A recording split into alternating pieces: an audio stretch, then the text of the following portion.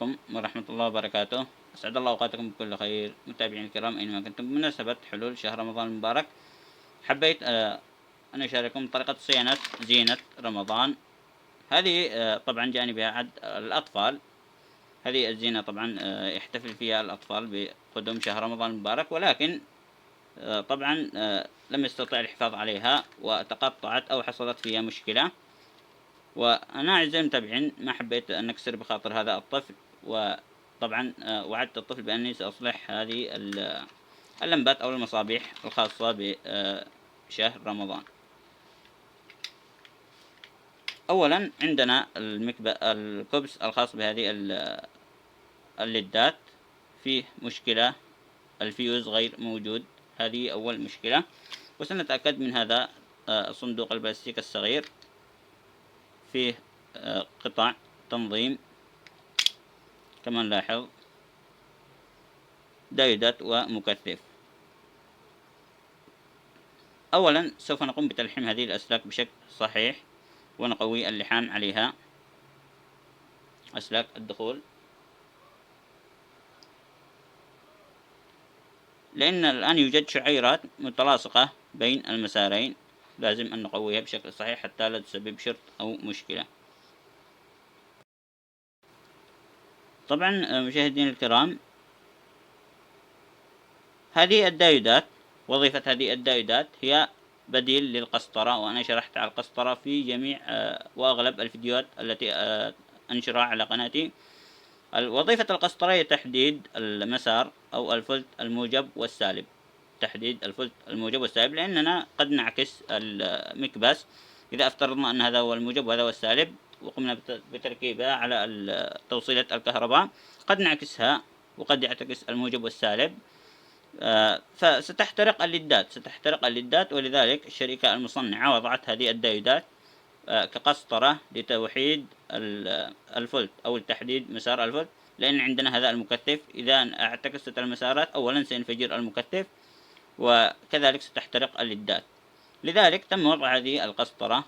هذه الدايودات هي بديل للقسطرة، والقسطرة هي نوعين، نوع مدمج ونوع أحادي كما هذه الدايودات، ونوع يأتي قطعة مدمجة. إذا أعزائي المتابعين سنفحص هذه الدايودات إذا كان فيها مشكلة، وكذلك سنغير الفيوز ونلحم هذه الأسلاك بشكل صحيح. الآن قبل التلحيم سنتأكد من هذه الأربعة دايودات إذا كان فيها شرط أو مشكلة، لأن هذه هي كما ذكرنا دايودات القسطرة، وإذا كان فيها شرط أو مشكلة طبعا ستسبب لنا مشكلة في التشغيل أو ستنفجر. لكن الآن مجرد تأكيد سنتأكد منها، إذا كان يوجد عليها شرط ستعطينا صوت على جهاز الأفومتر. إذن سليمة بإذن الله. سنلحم هذه الأسلاك بشكل صحيح على هذه النقاط.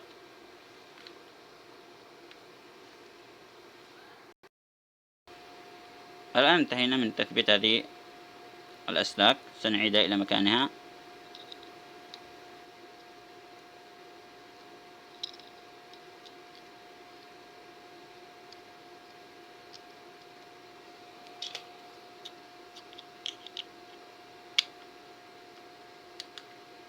بهذه الطريقة، وسنعوض هذا الفيوز المفقود.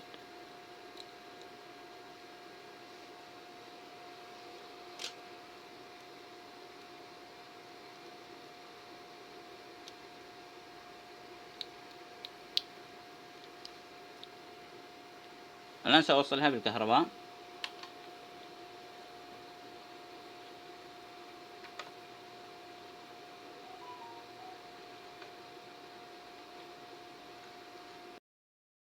وزعناها بهذا الشكل أعزائي المتابعين، وزعنا الليدات بهذا الشكل على الخطوط.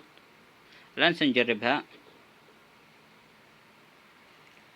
اشتغلت بشكل طبيعي، والمشكلة هي كانت تقطيع في الخطوط لهذه الليدات،